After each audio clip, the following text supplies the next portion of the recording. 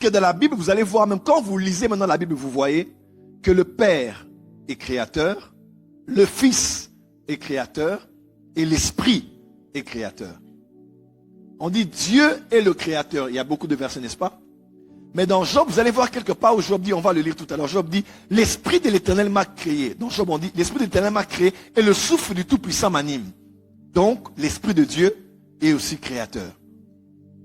Et dans Jean 1, verset 1, on dit, au commencement était la parole, elle était avec Dieu, elle était donc avec Dieu. Rien n'a été fait sans elle. Tout ce qui a été fait par. Tout ce qui a été créé a été créé. Colossiens 1, verset 15 et 16. On dit car c'est par lui que toutes choses ont été créées, les choses visibles et invisibles. Donc, Jésus est le créateur, l'Esprit est le créateur, le Père est le créateur. Et ce sont les trois co-créateurs, co-éternels, qui ont parlé ce jour-là en disant, maintenant faisons quoi? L'homme à notre image, à notre ressemblance. Shalom mon frère, shalom à tous. Donc on vient d'écouter la vidéo et nous avons entendu et compris que Joël Francis Tatou parle de trois personnes distinctes. Il parle même de co-créateurs. Donc est-ce que la Bible nous parle de co-créateurs?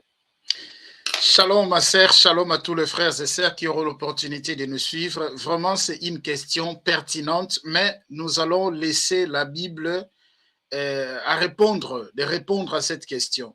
Et par là, je vous partage déjà la Bible. On va voir s'il y a trois co-créateurs, si le Père est créateur, le Fils est aussi créateur, le Saint-Esprit est aussi créateur.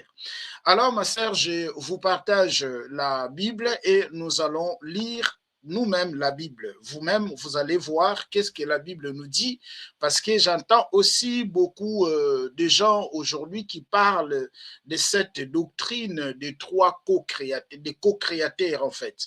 Le Père est créateur, le Fils est créateur, le Saint-Esprit est créateur. Alors, les premiers versets, ma sœur, je peux nous donner, c'est Ésaïe chapitre 45, le verset 18. Regardons ce qui est écrit dans Ésaïe chapitre 45, le verset 18. Regardons ce qui est écrit ici. Car ainsi parle l'Éternel, les créateurs. Est-ce que... Donc, on va d'abord lire les versets.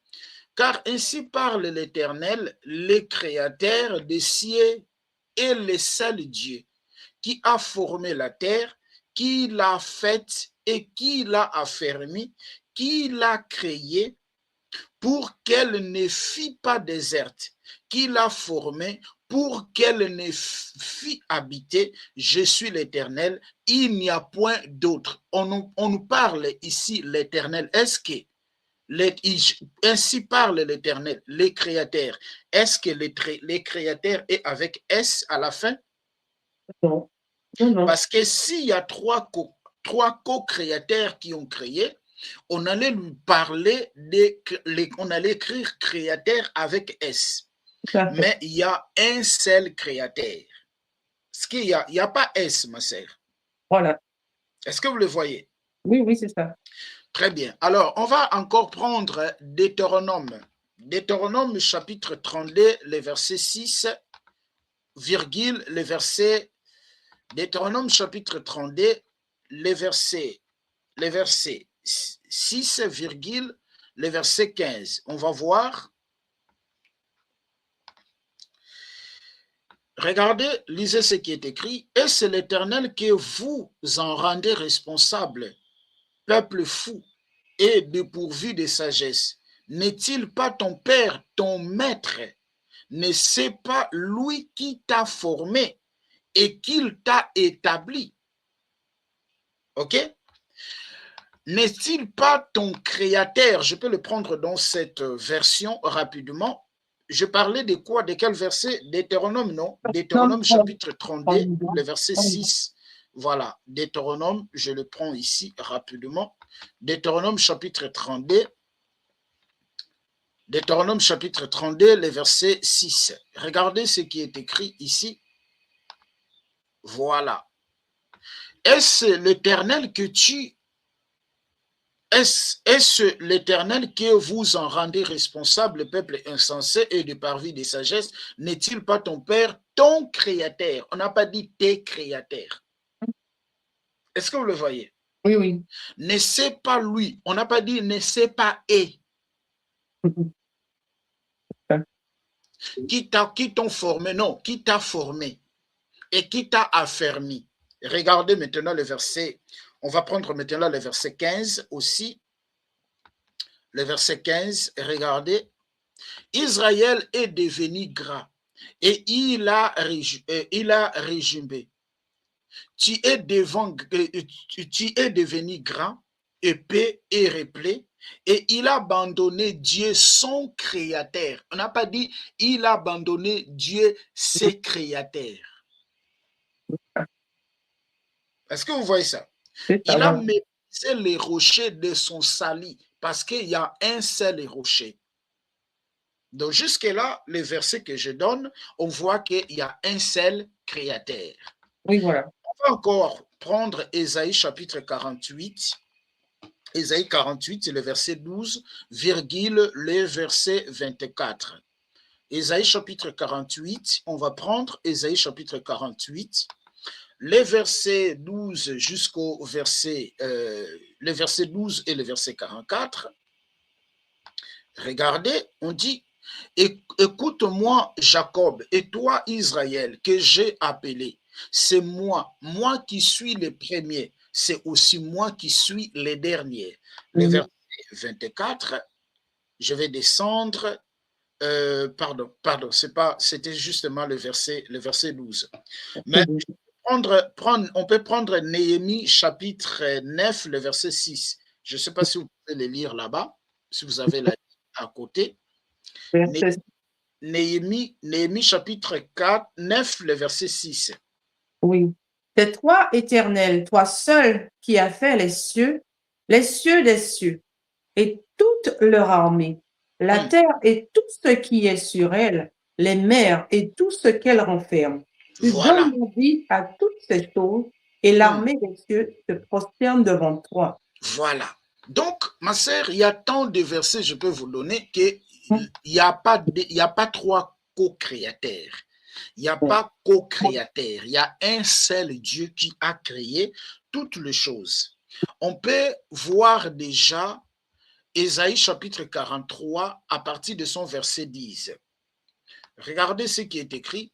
Vous êtes mes témoins, dit l'Éternel, vous et mon serviteur que je choisis, afin que vous le sachiez, que vous me croyez et compreniez que c'est moi. Il n'a pas dit c'est nous. Avant moi, il n'a point été formé de Dieu, et après moi, il n'y en aura point.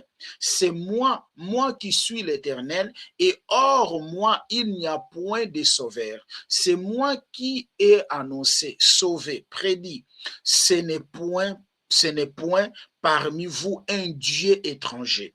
Vous êtes mes témoins, dit l'Éternel. C'est moi qui suis Dieu, je le suis dès le commencement, et nul ne délivre de ma main. J'irai, qui y opposera? Prends encore, je peux prendre même ici, Ésaïe chapitre 64, le verset 7 à 8. Ésaïe chapitre 64, le verset 7 jusqu'au verset 8e. Ésaïe 64, le verset 7 jusqu'au verset 8e. Je pense je pense que c'est là. Je peux même prendre même jusqu'ici. Regardez. Il n'y a personne qui invoque ton nom, qui se révèle pour s'attacher à toi. Aussi, nous as-tu attaché à ta face et nous laisses-tu périr par l'épée de nos crimes. Cependant, ô Éternel, tu es notre Père. Nous sommes l'argile. C'est toi qui nous as formés. On n'a pas dit c'est vous qui nous ont formés. Voilà. Parce que si on parle des co-créateurs, le Père est créateur, le Fils est créateur. Il va aller prendre, Genèse chapitre 1er, le verset 26, lorsque Dieu dit « Créons l'homme à notre image, à notre ressemblance ». Donc pour lui, le Père est créateur, le Fils est créateur. Mais ici on dit « C'est toi qui nous a formés ». On n'a pas dit « C'est vous qui nous ont formés ».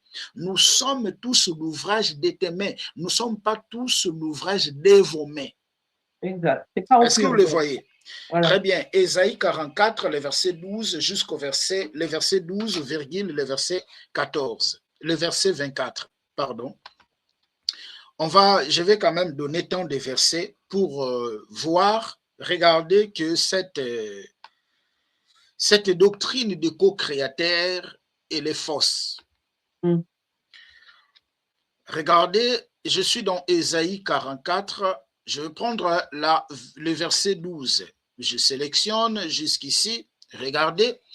Le forgeron fait une hache et il travaille avec du charbon et il la façonne à côté des marteaux, il forge des bras vougus. Maintenant, fille, voilà, elle s'enforce, nettoie pas, voilà. Est-ce que je suis vraiment dans Ésaïe 44? Voilà, on peut prendre le verset 24, regardons un peu ce qui est écrit dans le verset 24. Il dit, voilà, c'est ça. C'est ça que je voulais. Ainsi parle l'Éternel, ton Rédempteur. C'est lui qui t'a formé dès ta naissance. Moi, l'Éternel, je fais toutes choses. Je fais toutes choses, celles j'ai déployé les cieux, celles j'ai étendu la terre. Donc, l'Éternel ici, Dieu ici démontre qu'il est seul. Exact. Il est celle qui a fait toutes choses, il est celle qui a créé, il est celle, il est celle, il est celle. Donc, ma sœur, l'idée de co-créateur est fausse. C'est ça. L'idée de co-créateur est fausse.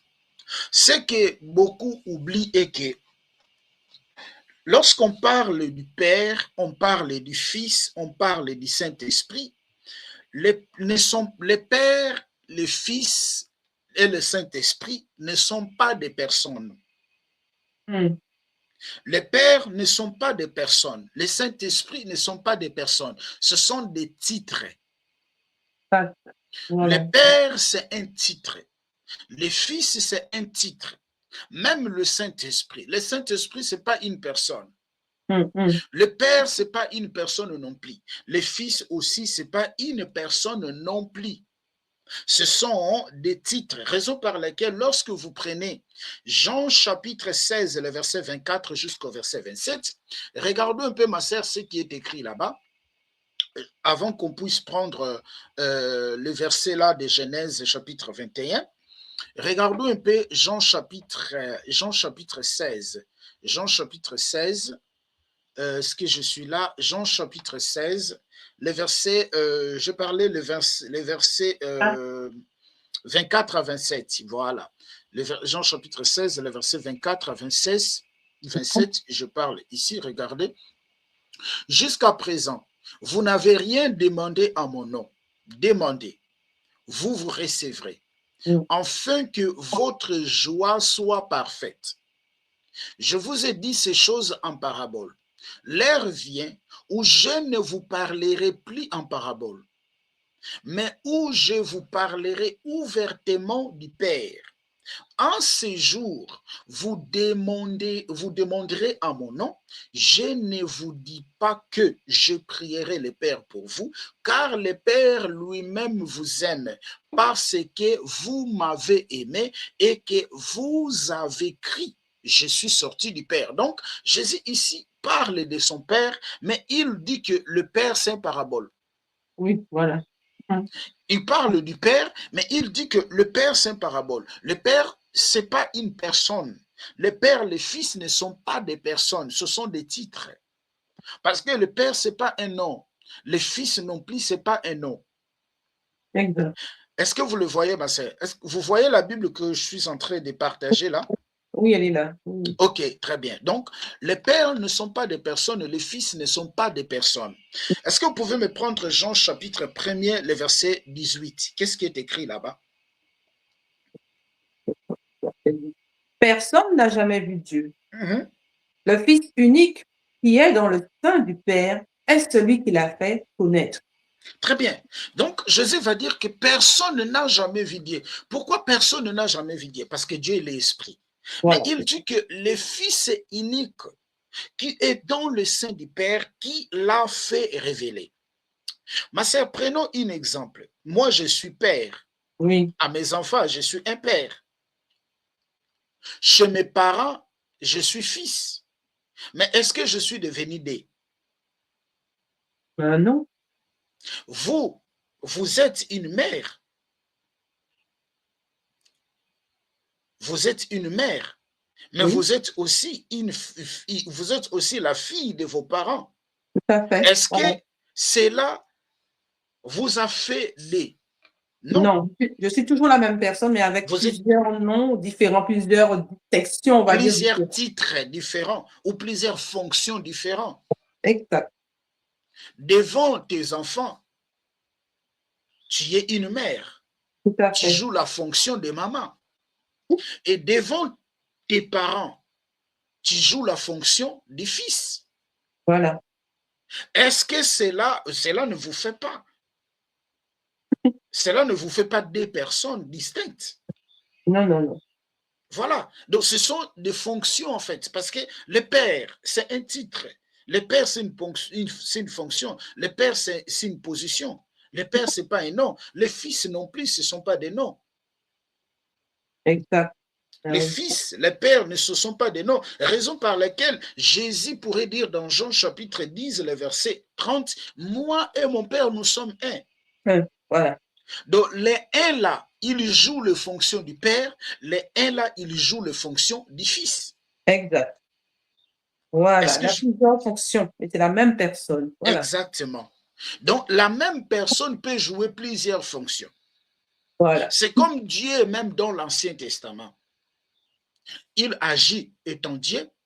Il agit étant l'ange de l'Éternel. Il agit étant le colonne de nuée qui conduisait les enfants d'Israël.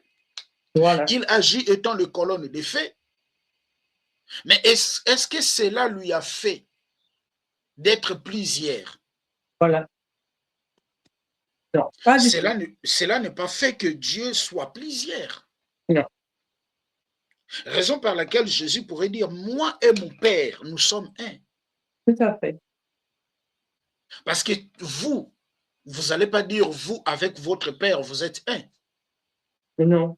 Ou moi et mon Père, je ne veux pas dire que moi et mon Père, nous sommes un, non. Non, Nous sommes un dans quel contexte? Parce que si on nous met devant là-bas, on verra des personnes. Moi et mon Père, nous sommes deux, nous ne sommes pas un. Mais Jésus va dire que moi et mon Père, nous sommes un. Parce que les mêmes qui a joué la fonction du Père et la fonction du Fils. Jean chapitre 10, le verset 30. Maintenant, regardez ce qui est écrit dans Jean chapitre 17. Donc, je vous démontre déjà que cette doctrine de co-créateur, c'est une doctrine fallacieuse. Voilà. C'est une doctrine qui ne tire pas sa source dans les Écritures. Donc, c'est une doctrine qui vient de copier-coller. Ils vont prendre les versets de l'autre côté, ils vont les coller avec un autre verset, et alors ça va donner co-créateur. Non, il n'y a pas co-créateur. Il y a un seul Dieu qui a créé toutes choses, ma sœur. Alors, regardez. Je suis dans Jean chapitre 5 cette fois-ci. Je suis dans Jean chapitre 5, le verset 17 jusqu'au verset 19. Regardez. Mais Jésus leur répondit, mon Père agit jusqu'à présent, moi aussi j'agis. Le verset 18, à cause de cela, les Juifs cherchaient encore plus le faire mourir. Non seulement parce qu'il violait le sabbat, mais parce qu'il appelait Dieu son propre Père. Se faisait lui-même égal à Dieu. Donc, quand Jésus appelait Dieu son Père, pour les Juifs, Jésus était en train de se faire lui-même égal à Dieu. Donc, quand Jésus appelait Dieu son Père, les Juifs ne voyaient pas que non, il y a deux personnes. Il y a un papa et un fils. Non, donc le fait que Jésus appelait le Père, il appelait Dieu son Père, donc pour le Juif, Jésus est en train de se faire lui-même égal à Dieu. Exact. Mais un jour, dans nos enseignements sur la divinité de Jésus, je vais vous démontrer que dans ce verset, Jésus a pas réclamé, mais Jésus a démontré sa divinité. On y reviendra, ce n'est pas notre sujet. On y reviendra. Je vais nous démontrer dans ces versets que Jésus a démontré sa divinité. Il a démontré que c'est lui le Père. Mais il y a quelques informations qui sont cachées ici. Il faut une élimination pour une meilleure compréhension. Mais on avance. Le verset 19, regardez. Jésus reprit donc la parole et leur dit, en vérité, je vous l'ai dit, le Fils ne peut rien faire de lui-même. Et il ne fait que ce qu'il voit faire au Père. Et tout ce que le Père fait, le Fils aussi le fait pareillement. Donc Jésus va dire non, le Fils ne peut rien faire de lui-même. Il fait que ce qu'il voit au Père. Et tout ce que le Père fait, le Fils le fait pareillement. Pareil. Voilà. Voilà. Donc le Fils le fait pareillement. Or, ma sœur, personne dans ce monde peut faire des choses pareillement à Dieu. Exact. Égal à Dieu, voilà. Égal à Dieu. Pourquoi je l'ai dit? Est-ce que vous pouvez me prendre Romains chapitre 11 ou le verset 34 à 36? Romains 11, 34. Ok. Alors, qui a connu la pensée du Seigneur ou qui a été son conseiller? Qui lui a donné le premier pour qu'il ait à recevoir en retour? Très bien. Donc, qui a connu la pensée du Seigneur? Qui peut être son conseiller? Qui peut lui donner en premier pour que Dieu lui donne en second? Mais comment ici Jésus va dire, Père, moi, tout ce que le Père fait, le Fils le fait pareillement. Parce qu'il est qui? Or, en réalité, il n'y a pas trois co-créateurs. Ma sœur, on a pris Ésaïe chapitre 45, le verset 18. On a pris Deutéronome chapitre 6, Deutéronome chapitre 12, le verset 6,15. Ésaïe chapitre 48, le verset 12. On a pris Néhémie chapitre 9, le verset 6. On a pris Ésaïe chapitre 43, le verset 10 à 13. On a pris Ésaïe 64, le verset 7 à 8. On a pris Ésaïe 44, le verset 12, le verset 24. On a pris Deutéronome chapitre 4, le verset 39. On voit qu'il y a un seul créateur, il n'y a pas trois créateurs. Donc, tout ce que le Père fait, le Fils le fait pareillement. Or, le Père, le Fils, ce ne sont pas des personnes. Ce sont des titres ou ce sont des fonctions. Raison par laquelle vous verrez dans la Bible, Jésus a parlé comme Père. Dans même Bible, Jésus a parlé comme un Fils aussi. Lorsque vous lisez Matthieu chapitre 4, le verset 7, qui est égal à Deutéronome chapitre 6, le verset 16, lorsque vous lisez Matthieu chapitre 5, le verset 27 jusqu'au verset 28, vous verrez que dans ce verset que je vous ai donné, Jésus a parlé comme Père, Jésus a parlé aussi comme un Fils. Parce qu'il est le seul qui a joué ces fonctions-là, ou ces rôles. C'est comme moi, je suis père. Je suis père de mes enfants, mais je suis aussi fils de mes parents. Et cela ne me fait pas trois personnes, cela ne me fait pas deux, cela ne me multiplie pas. Au travail, je suis fonctionnaire. À l'université, je suis étudiant. Au supermarché, je suis client. Est-ce que vous le voyez ça? Mais c'est moi celle qui le fait. C'est moi celle qui le fait. Donc le Père, le Fils, le Saint-Esprit, ce ne sont pas des personnes. Alors, ma sœur, je ne sais pas si vous avez des questions jusque-là. Non, ça va. Alors, nous allons entrer dans notre deuxième point. Dans notre deuxième point, nous allons maintenant examiner cette question au fond. Nous allons prendre Genèse chapitre 1er, les versets 26 jusqu'au verset 27. Qu'est-ce que nous dit Genèse chapitre 26? Les gens se limitent seulement au Genèse chapitre 26, mais il faudrait aussi prendre Genèse chapitre 27.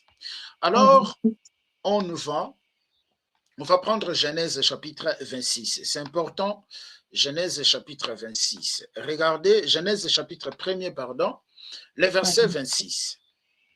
Alors, je vais les prendre, Genèse chapitre 1er, le verset 26. Je sélectionne, mais moi, je vais prendre jusqu'au verset même 28. Regardez.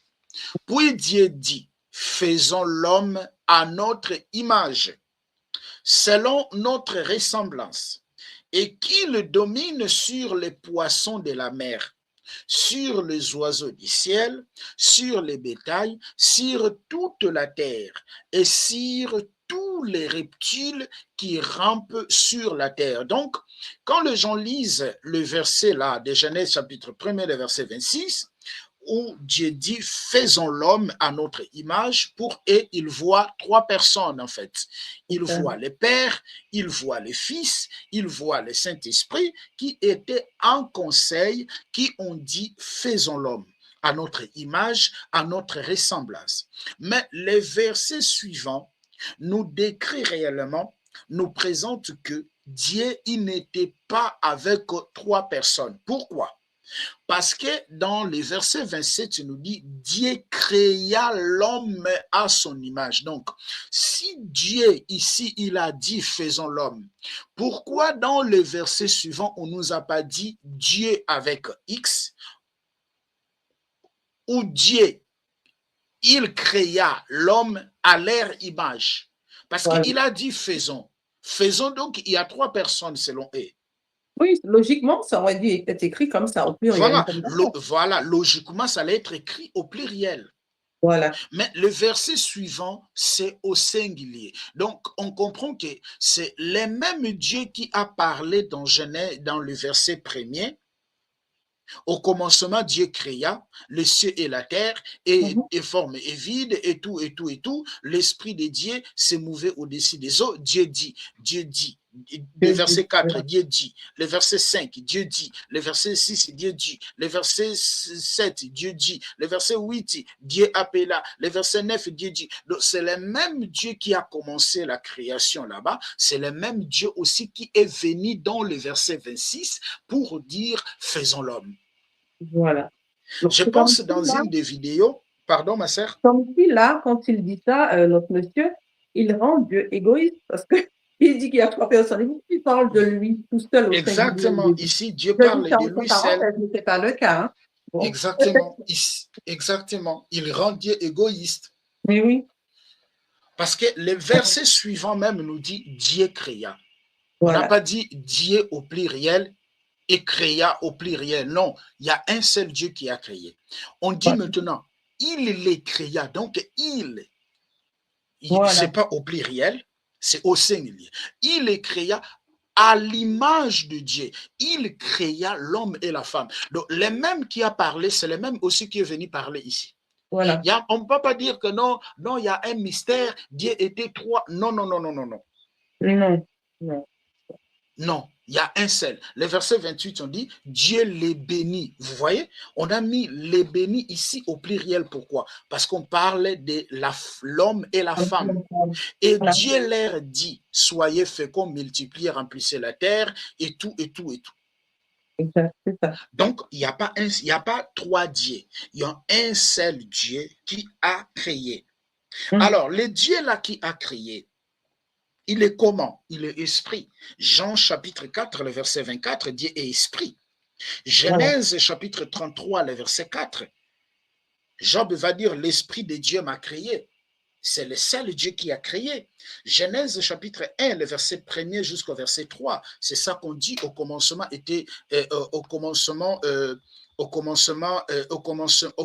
Dieu créa le ciel et la terre, et l'esprit de Dieu se mouvait au-dessus des eaux. C'est un seul Dieu. C'est un seul Dieu qui a créé, qui est venu ici, qui a dit, puis Dieu dit, faisons l'homme. Nous allons encore, j'avais déjà expliqué faisons l'homme, mais je vais vous l'expliquer encore sous une autre dimension. Okay. Sous une autre dimension, et nous allons bien comprendre les choses. Alors, dans Matthieu chapitre 3, le verset 16, on nous dit que Matthieu chapitre 3, le verset 16, je ne sais pas si vous pouvez les lire. Oui, je vais le lire. Matthieu chapitre 3, le verset 16. Oui. Dès que Jésus eut été baptisé, il sortit de l'eau. Et voici les cieux s'ouvrir. Et il vit l'Esprit de Dieu descendre comme une colombe et venir sur lui. Très bien, retenez très bien, hein? Retenez très bien. Je vais vous démontrer une chose, vous allez comprendre. Le verset 16 nous dit quoi? Nous dit ceci. Dès que Jésus y était baptisé, il sortit de l'eau, et voici les cieux s'ouvrir, et il vit l'Esprit de Dieu descendre comme une colombe et venir sur lui. L'Esprit de qui était descendu ici? L'Esprit de Dieu. L'Esprit de Dieu. Regardez maintenant, je vais ouvrir une autre version biblique. Oui. Regardez, regardez. Pas une autre version, mais je vais ouvrir notre onglet.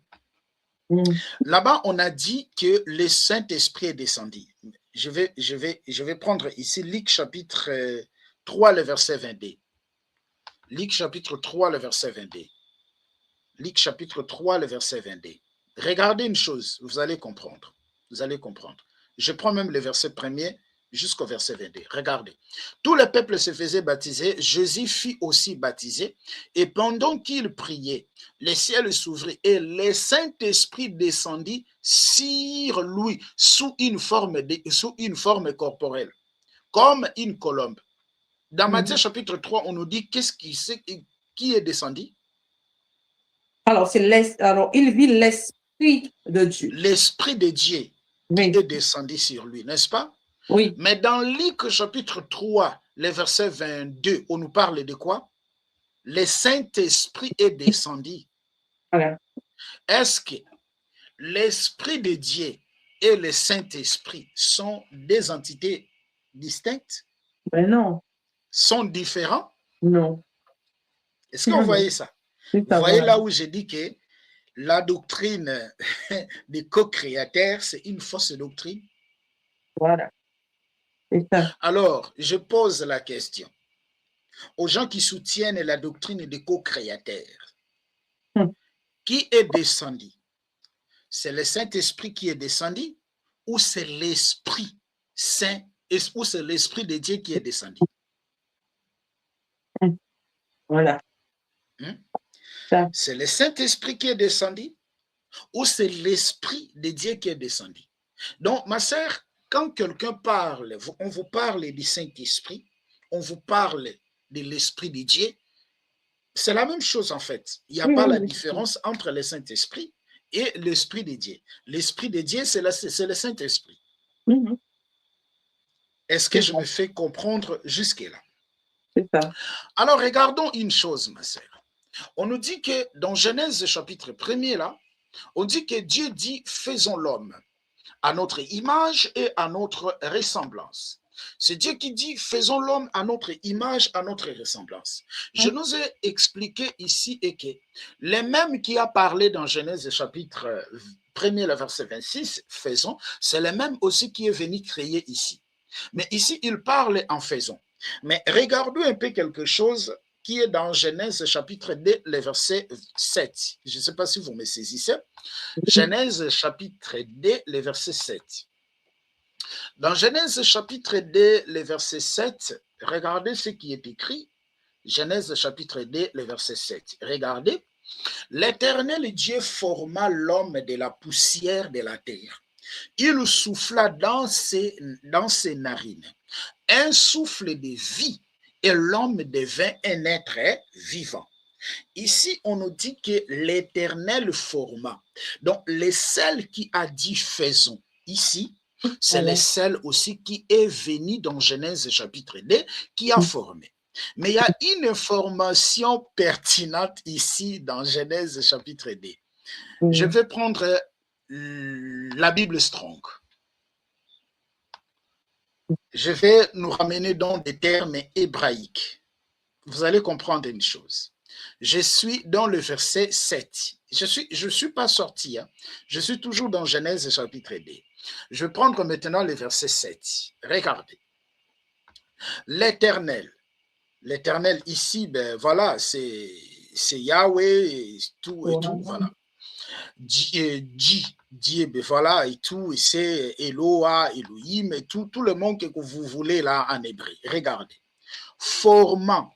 Est-ce que vous savez les termes hébraïques qu'on a utilisés pour parler de former? Formant, c'est Yetzar. Je vais prendre ça. Formateur. Vous allez voir. Regardez, hein. Je prends format. Les termes qu'on a utilisés en hébreu, c'est Yetzar. Yetzar qui veut dire quoi? Regardez. Regardez, je vais vous prendre.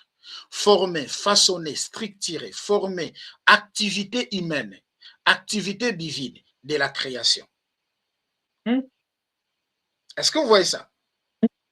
Donc, les termes qu'on a utilisés là-bas, c'est Yetzar qui veut dire former, façonner, structurer, une activité humaine. Parce que tu formes quelque chose.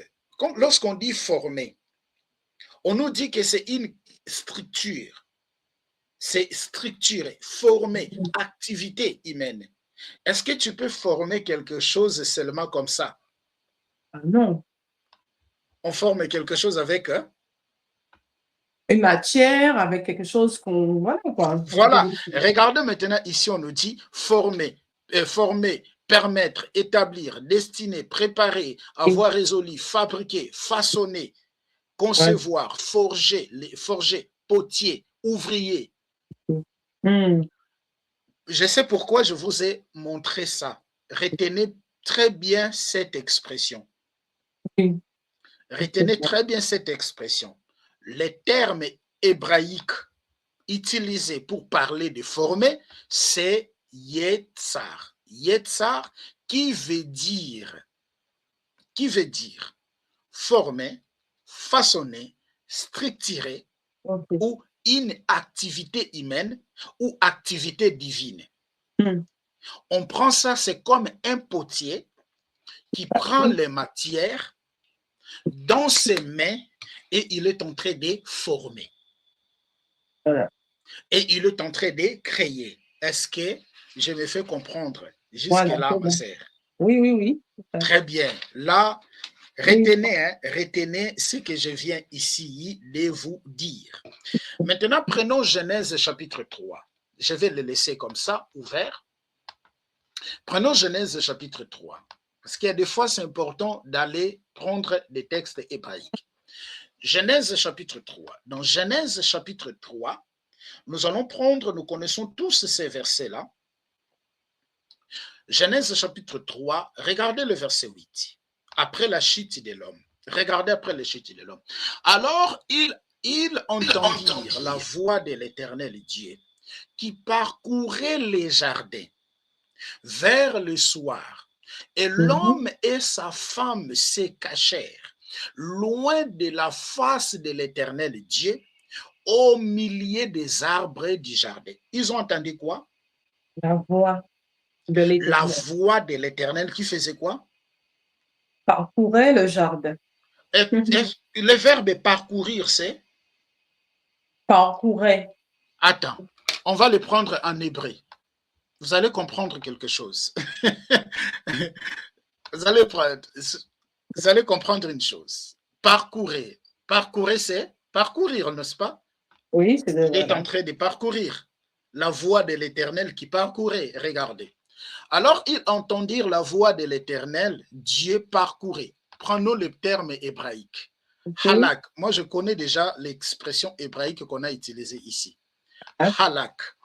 Halak veut dire, halak veut dire, halak veut dire, halak, halak, halak veut dire aller marcher, venir.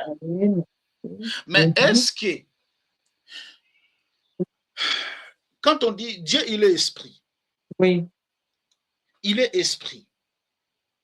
Mais l'esprit marche. Non.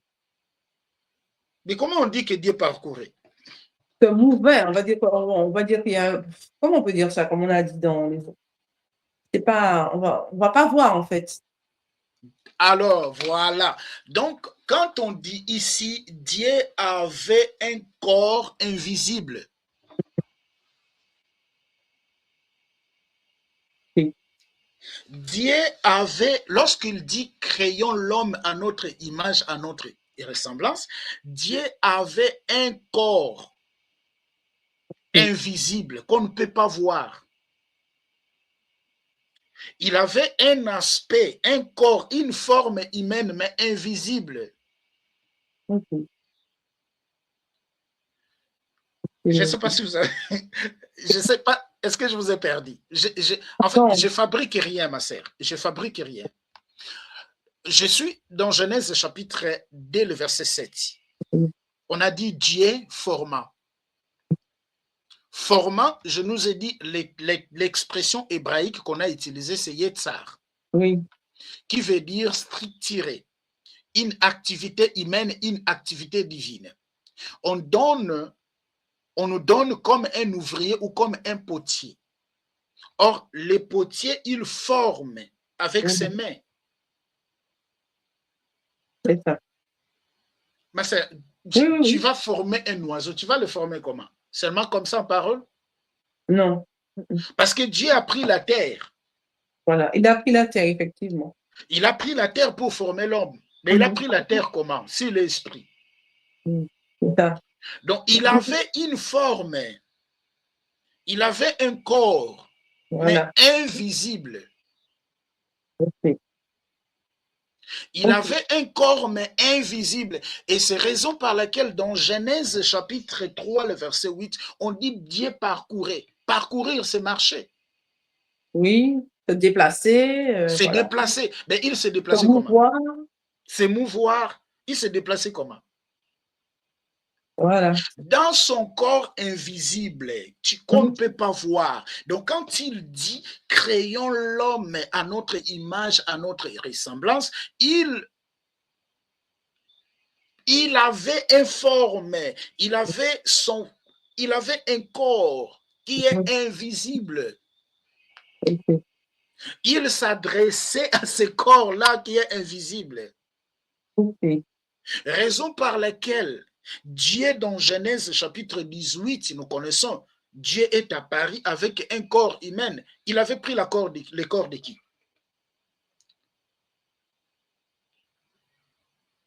Le corps là qui est invisible est devenu maintenant visible. Le corps là qui a créé dans Genèse chapitre 2, le verset 7 là.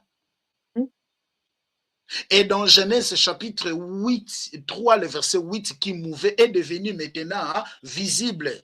Prenons Jean. Est-ce que je vous ai perdu d'abord? Parce que là, c'est un peu profond. Là, c'est un peu profond. Là, c'est un peu profond, ma sœur. Est-ce que je vous ai perdu ou vous voulez que je répète? Non, c'est bon. C'est bon. Qu'est-ce que vous avez compris? J'ai compris par rapport au corps invisible qu'il avait, parce qu'on ne peut pas dire qu'il marchait. Très bien. Voilà, j'ai compris par rapport à ça, en fait. Voilà. Très bien. C'est ça. Très bien. Donc, quand on dit Dieu parcourait, ben, il parcourait comment? Voilà, c'est ça. Parce que la Bible dit vraiment que Dieu parcourait. Il parcourait comment? Or, les termes hébraïques qu'on a utilisés ici, c'est halak, qui veut dire aussi marcher. Voilà. Couler, parcourir, aller, marcher. Il marchait comment? Voilà. Traverser, conduire. Voilà, il y a plein des expressions. Halak, marcher. Bon, il marchait comment? Donc, il avait un corps qui est invisible. Il est esprit, mais il avait un corps qui est invisible qu'on ne peut pas voir. Et ce corps-là, après, était devenu visible. Genèse chapitre 18. Il apparaît chez Abraham. Abraham, voilà, c'est ça. Il apparaît chez Abraham avec un corps. Regardez. Genèse chapitre 18. L'Éternel apparaît à Abraham parmi le chêne des Mamré. Alors qu'il était assis à l'entrée de sa tente pendant la chaleur du jour. Il leva les yeux et vit 3 hommes. On a bien dit 3 hommes debout. 3 hommes debout. Ah, je veux pas, je sais. Il a vu 3 hommes debout, non loin de lui. Quand il les vit, il parcourait debout. il parcourait depuis l'entrée de sa tente et les rencontre et se prosternant jusqu'à terre. Il dit, Seigneur, si j'ai trouvé grâce à tes yeux, ne passe pas loin de ton serviteur. Permettez qu'on apporte un peu d'eau pour vous laver les pieds et reposer. Bon, ici, Dieu va apparaître à Abraham, parce qu'Abraham a vu 3 hommes. C'est ça. Dieu avait un corps. Exact, oui. Ben, il avait maintenant pris le corps de qui?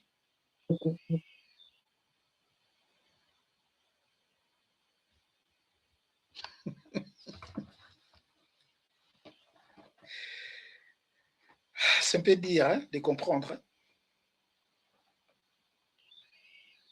Hein, ma sœur? Le corps de qui? On attend la réponse. Là, le corps de qui? Oui, c'est un peu dire de comprendre. Hein? Oui.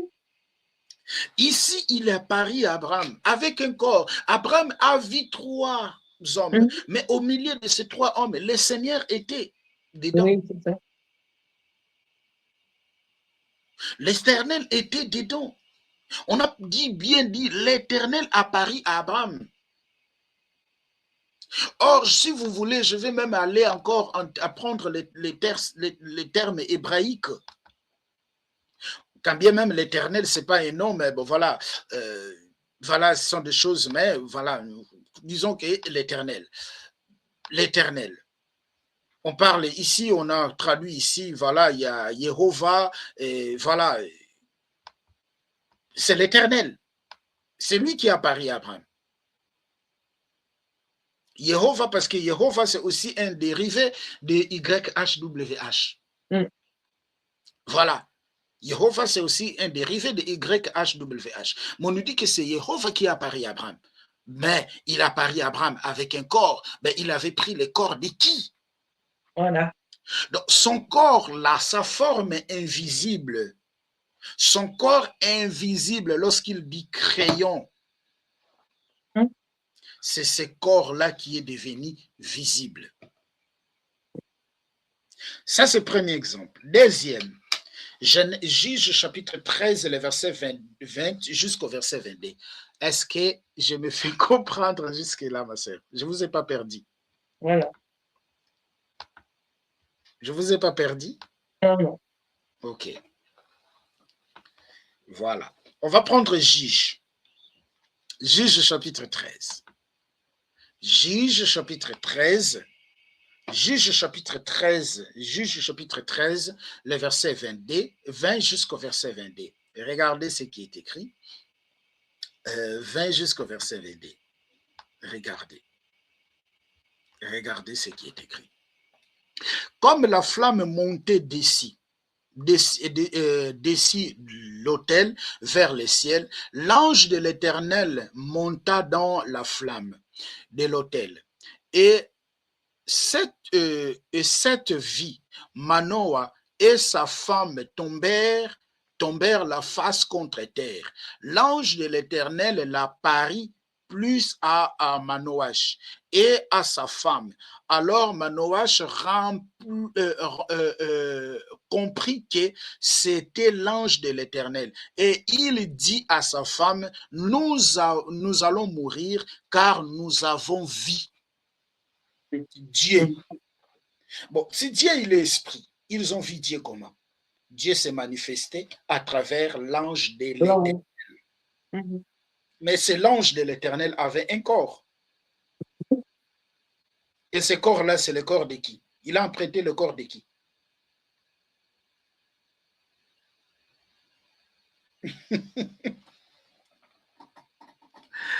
Hein? Il a emprunté le corps de qui, ma sœur? Son propre corps qui est invisible est devenu visible. C'est dire, hein, ma sœur? L'ange de l'Éternel. Pardon? Non, j'ai dit l'ange de l'Éternel, effectivement. Oui, mais l'ange, oui, l'ange de l'Éternel, et Oui. il dit à sa femme, nous allons mourir car nous avons vu Dieu. Mhm. C'est Ils ça. ont vu Dieu comment? Parce que Dieu est l'esprit. Parce Mhm. qu'il avait un corps. Mhm. Mais le corps là, c'est le corps de qui?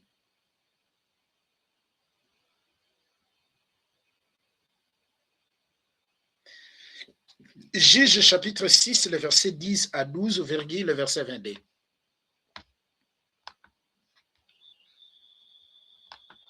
Ah, je suis dans Josué. Un jour, on viendra parler sur l'ange de l'Éternel. Mhm. Les versets 10 à 12. Regardez ce qui est écrit.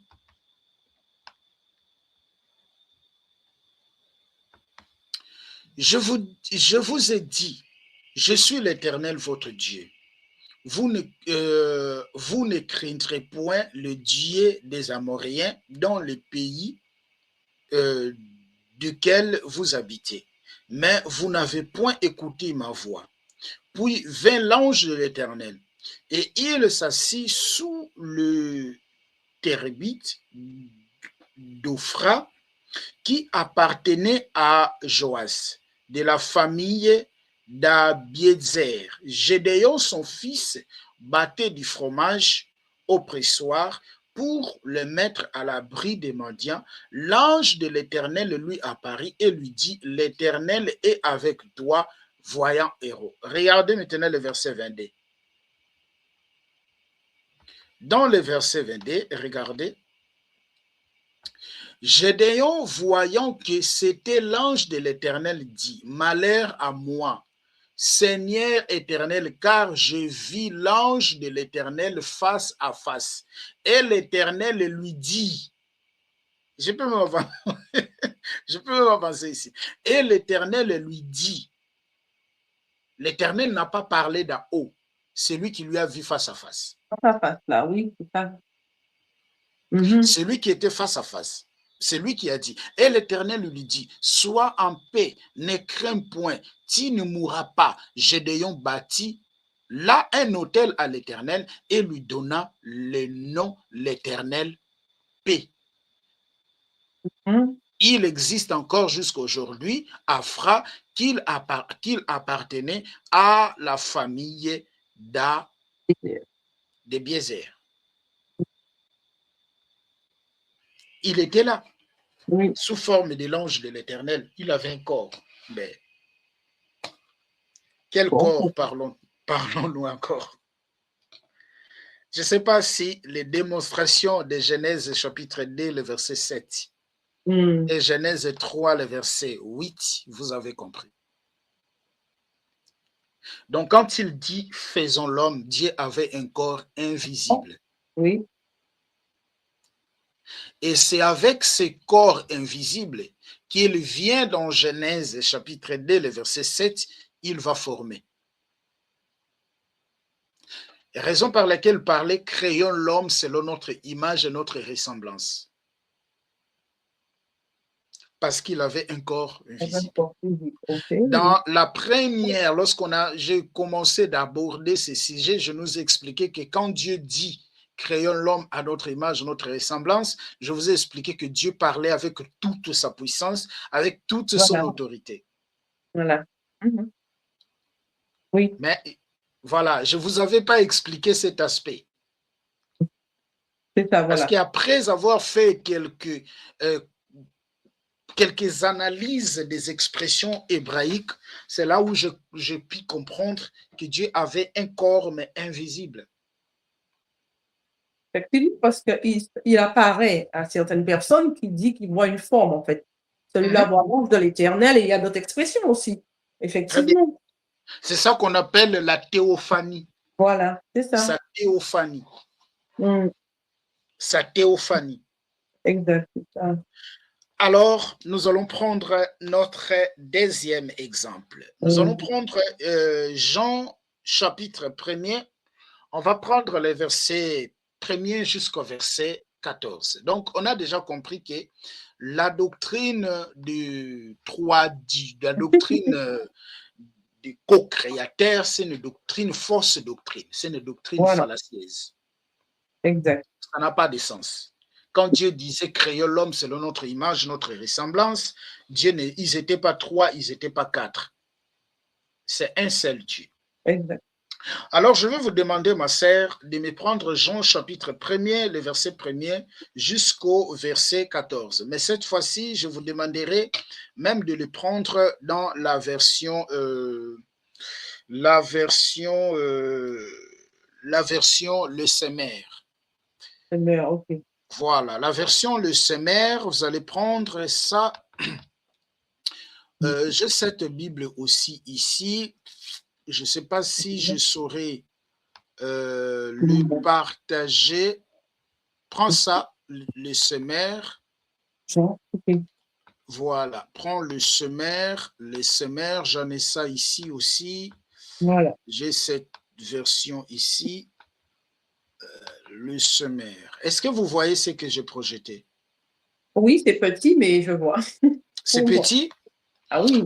C'est petit. Bon, comme c'est petit, nous allons les grandir pour nous permettre à lire. Donc voilà, mais avant qu'on puisse avancer, ma sœur, j'aimerais un peu revenir ici dans Jean chapitre 1er. Je nous ai expliqué que Jean chapitre 1er, Genèse, pardon, dans Genèse chapitre 1er, le verset 26, lorsque le Seigneur dit créons l'homme à notre image, à notre ressemblance. J'ai pris les Genèse chapitre 1er, le verset 26 jusqu'au verset 28. On dit que, puis Dieu dit, faisons l'homme à notre image, à notre ressemblance. Qu'il domine sur les poissons, voilà, tout consort, c'est ce que nous connaissons. Et le bétail, et sur toute la terre, et surtout le reptile qui rampe sur la terre. Je nous ai démontré qu'ici, Dieu, ils n'étaient pas 3. Ce n'était pas Dieu le Fils, Dieu le Père, Dieu le Saint-Esprit qui ont parlé, non. Parce que déjà, les versets 27 nous démontrent que le même Dieu qui a dit faisons, c'est le même Dieu qui est venu parler ici. Voilà. Mais lorsque je pris Genèse chapitre 2, le verset 7, on dit dans Genèse chapitre 2, Dieu formant. On n'a pas dit les dieux ont formé. Dieu formant. Mais lorsque nous prenons des textes, lorsque nous prenons l'expression hébraïque utilisée, dans formant, c'est yatsar. Yatsar qui veut dire former, créer, structurer, comme un potier qui prend la matière pour former. Voilà. Raison par laquelle, lorsque vous prenez Genèse, est-ce que vous pouvez le... Non, pas Genèse. Prends-moi Ésaïe chapitre 64, le verset 7 jusqu'au verset 8. Qu'elle nous dit Ésaïe 64, le verset 7 jusqu'au verset 8. Je peux même le prendre ici, parce que c'est important ce que je viens de dire. Après, les gens vont dire, non, frère, il est en train d'enseigner les hérésies. Non, pas les hérésies. Il faut faire des recherches. C'est important de prendre les expressions hébraïques pour comprendre certaines choses. Genèse chapitre, je vais prendre Ésaïe 64, le verset 7 jusqu'au verset 8. Regardez, je vais ici sélectionner. Regardez ce qui est écrit ici. Cependant, l'Éternel, c'est toi qui es notre Père. Nous sommes l'argile. Tu es notre potier. Est-ce que tu vois, ma sœur? On dit, c'est toi qui es notre Père, tu es notre potier. Or, les potiers, quand ils fabriquent, comment le potier fabrique l'argile?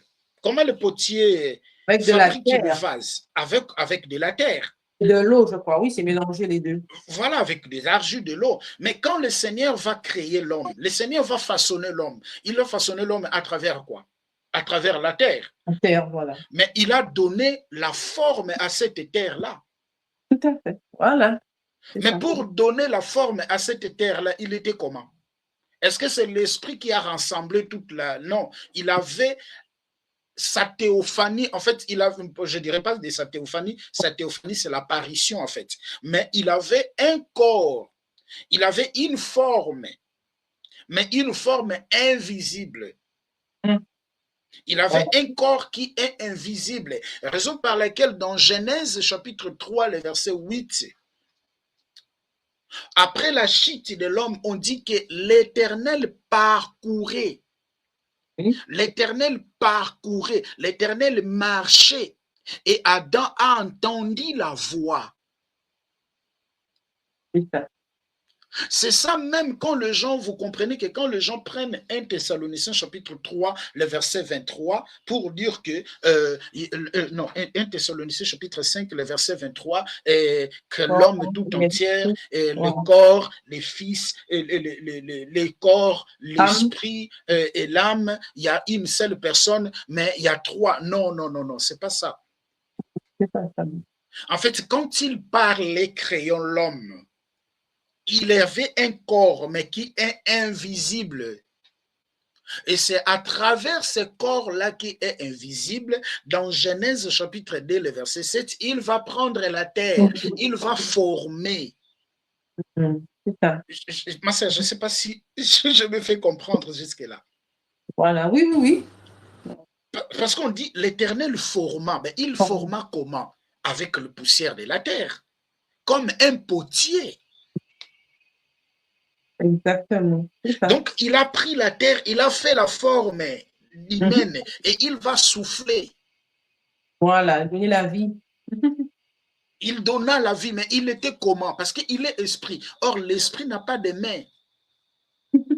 Mais il avait un corps qui est invisible, qu'on ne peut pas voir. Et c'est ce corps-là, après, qu'il pouvait apparaître avec Chabram, qui pouvait apparaître étant un ange de l'Éternel. Il n'avait pas emprunté le corps des anges. Son corps-là qui est invisible est devenu maintenant visible parce qu'il a apparu à Abraham. Il a apparu étant un ange de l'Éternel. Je vous ai démontré, je vous ai présenté des versets. Oui, Est-ce qu'on est d'accord? on est d'accord. Je ne sais pas si vous avez un mot. Non, non, non, ça va. Très bien. Alors, je nous ai dit de passer dans notre deuxième partie. Dans notre deuxième partie, ma sœur, on va prendre Jean chapitre 1er, les versets 1er jusqu'au verset 14. Je vais les lire. Ici, j'ai plusieurs versions. Hein. J'ai la version de Louis II 21, j'ai la version de Louis II 1910, j'ai la version Martin, j'ai la version Darby, j'ai plusieurs versions ici, je peux prendre. Ici, j'ai même plusieurs versions. Mais je vais prendre d'abord, on peut prendre même Louis II, la version que tout le monde a. Voilà. Qu'est-ce qu'on a dit ici? Qu'est-ce qu'on nous a dit ici? On a dit ici, au commencement était la parole et la parole était avec Dieu et la parole était Dieu. On est d'accord. Je prends maintenant la version Les Sémères. Au commencement était celui qui est la parole de Dieu. Est-ce que vous voyez? Vous voulez que je les sélectionne? Je les sélectionne. Je les sélectionne. Je les sélectionne. Au commencement était celui qui est la parole de Dieu. Il était avec Dieu et il était lui-même Dieu. Oui. Vous voyez ce que Sémère va dire. Mais qu'est-ce que Louis II nous dit? Au commencement était la parole et la parole était Dieu. Mais c'est la même chose. Le Sémère ici n'a pas ajouté, n'a pas aussi retranché, mais il a seulement reformulé. Formulé, voilà. Voilà. Regardez le verset 3. Le verset 3, le verset 2. Au commencement, il était avec Dieu. Qui? C'est lui qui est la parole. Tout a été créé par lui. Donc, on dit tout a été créé par lui. C'est pas parce que le Père a créé, le Fils aussi a créé, le Saint-Esprit aussi a créé. Mais tout a été créé par celui qui est la parole. C'est ça. La parole de qui? La parole de Dieu. Rien de ce qui a été créé n'a été créé sans lui. Donc, rien de ce qui existe n'a été créé sans lui. On n'a pas dit que rien de ce qui existe n'a été créé sans lui. Mais si le Père est créateur, le Saint-Esprit est créateur, parce qu'ici, on nous présente Jésus qui est la parole. Bon, si tout a été créé par lui et rien n'a été créé sans lui, ben le Père avait créé quoi maintenant? Et le Saint-Esprit a créé quoi? C'est ça. Hein? En lui résidait la vie, et cette vie était la lumière des hommes. 5. La lumière brille dans les ténèbres, et les ténèbres ne l'ont point étouffé. Regardez le verset 6. Un homme parut envoyé par Dieu. Il appelait Jean. Et il vint pour être un témoin de la lumière, afin que tous les hommes crient par lui. Il n'était pas lui-même la lumière, mais sa mission était d'être le témoin de la lumière. Ceci était la véritable lumière, celle qui, en venant dans le monde, éclaire tout homme.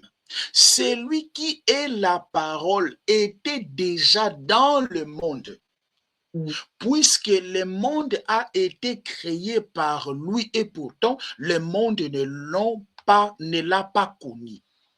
Donc, c'est lui qui est la parole, il était déjà dans le monde. Donc, avant qu'il soit dans le ventre de Marie, Voilà, c'est ça. il était déjà dans le monde. C'est Et ça. il est venu chez lui. Et les siens ne l'ont pas accueilli. Le verset 12. Certains pourtant l'ont accueilli. Ils ont crié en lui. À tous ceux-là, il a accordé le privilège de devenir les enfants de Dieu. Ce n'est pas par une naissance naturelle, ni sous l'impulsion d'un désir, ou encore par la volonté humaine, qu'ils sont devenus, mais c'est de Dieu qu'ils sont nés. Regardez maintenant, regardez le verset 14. Celui qui est la parole est devenu homme et il a vécu parmi nous. Nous avons contemplé sa gloire, la gloire du Fils unique envoyé par son Père, plénitude de grâce et de vérité. Donc, c'est lui qui est la parole, qui a créé toutes choses, qui était au commencement avec Dieu, est devenu un homme, a pris un corps, a pris une forme. Raison par laquelle Hébreux chapitre 10, le verset 5, Christ entra dans le monde, tu n'as voulu ni offrande, ni sacrifice, tu m'as formé un corps.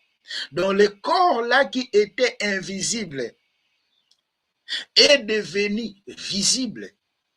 Déjà dans l'ancienne alliance, le corps là était devenu visible, il a apparu chez Abraham, il est apparu étant un ange.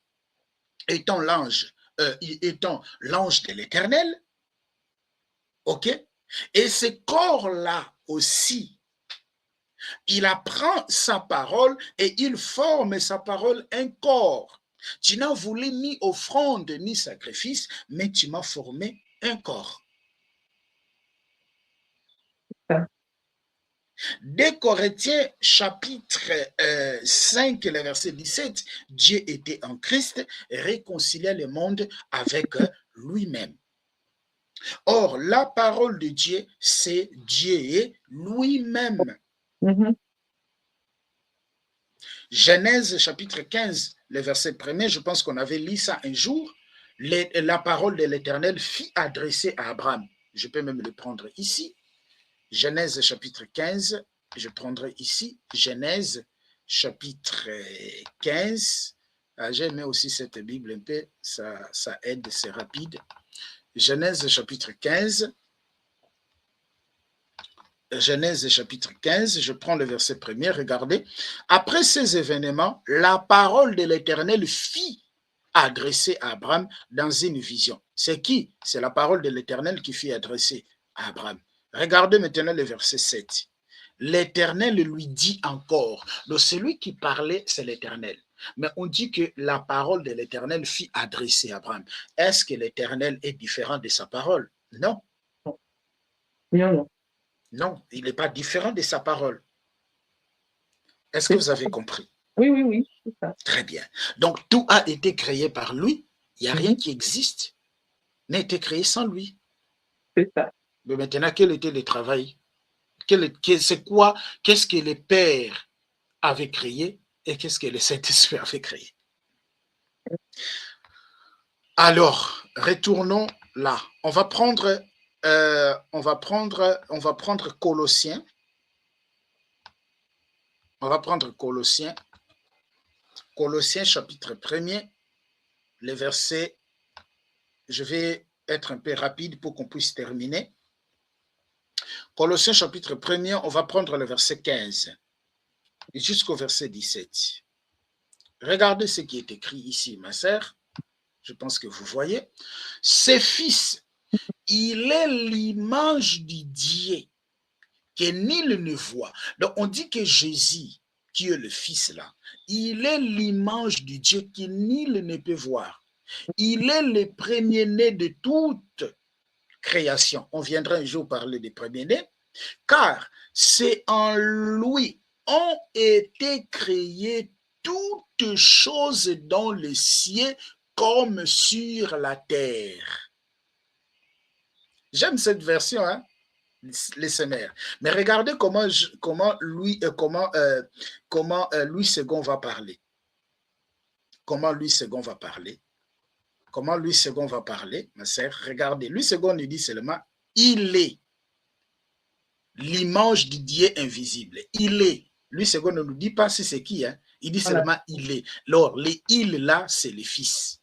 Voilà, c'est ça. Ces mères maintenant nous clarifient. Hein?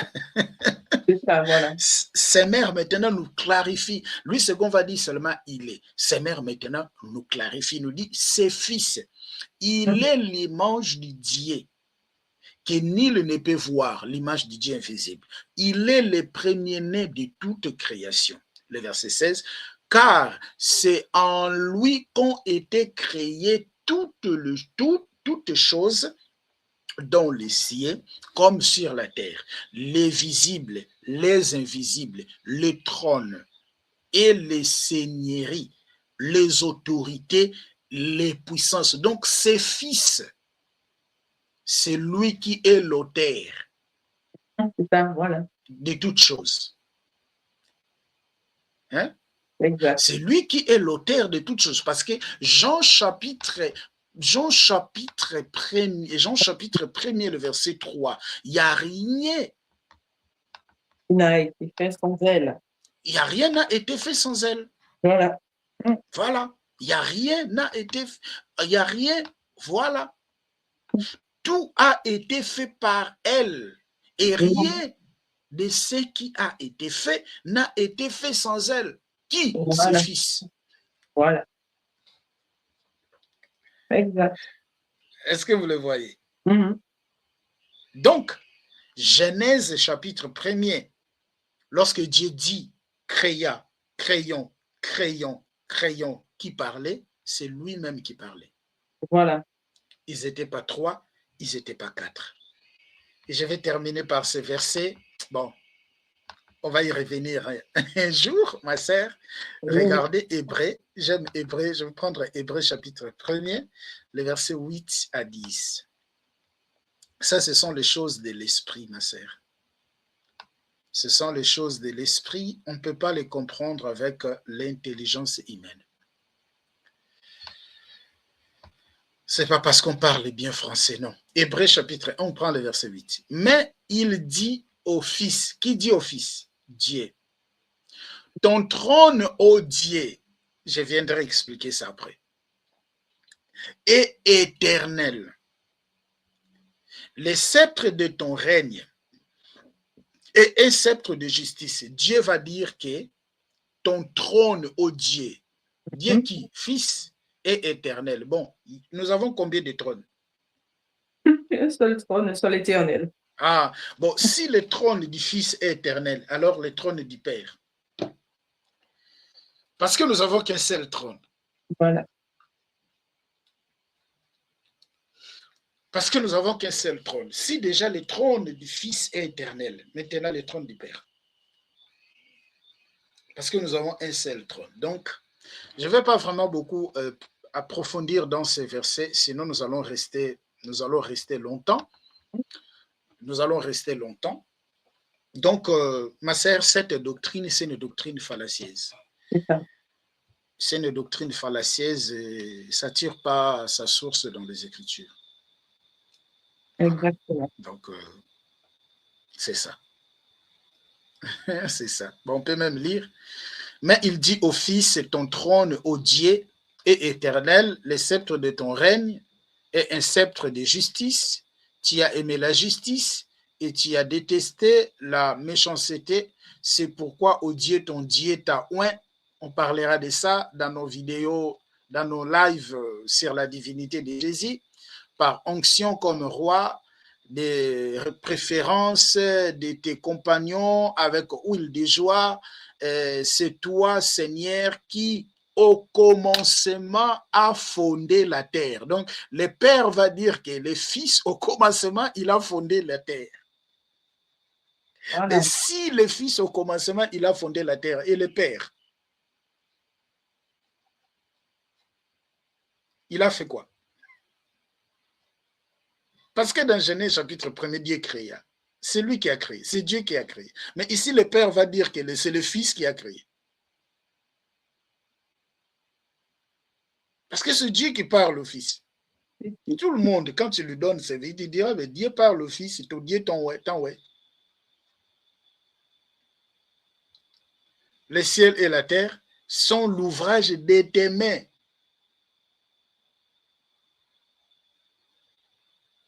Et ils disparaîtront, tandis que toi, tu restes là.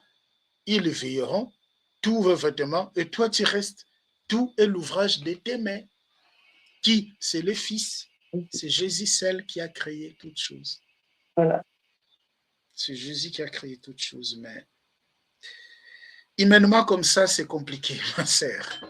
C'est vrai. Donc, la doctrine des co-créateurs, c'est une doctrine fallacieuse, ma sœur. C'est C'est une vrai. doctrine fallacieuse. Que le Seigneur nous aide. Et dommage, c'est parce qu'ils sont suivis par des milliers de personnes, des milliers de personnes qui déposent leur confiance en eux, mais en réalité, bon, doctrinement parlant, lorsque nous vérifions beaucoup de choses qu'ils enseignent, ça n'a rien à voir en fait de ce qui est écrit. Exact. Voilà, donc je ne sais pas si vous avez un mot, sinon on se dit à la prochaine. Que le Seigneur vous bénisse et qu'il bénisse tous ceux qui le suivront après. Et voilà. Merci ma sœur, sois bénie. Merci, merci à tous. À la prochaine. Likez la vidéo si elle vous plaît, et si vous êtes nouveau sur la chaîne, n'oubliez pas de vous abonner et d'activer la cloche de notification afin de ne rater aucune de nos vidéos.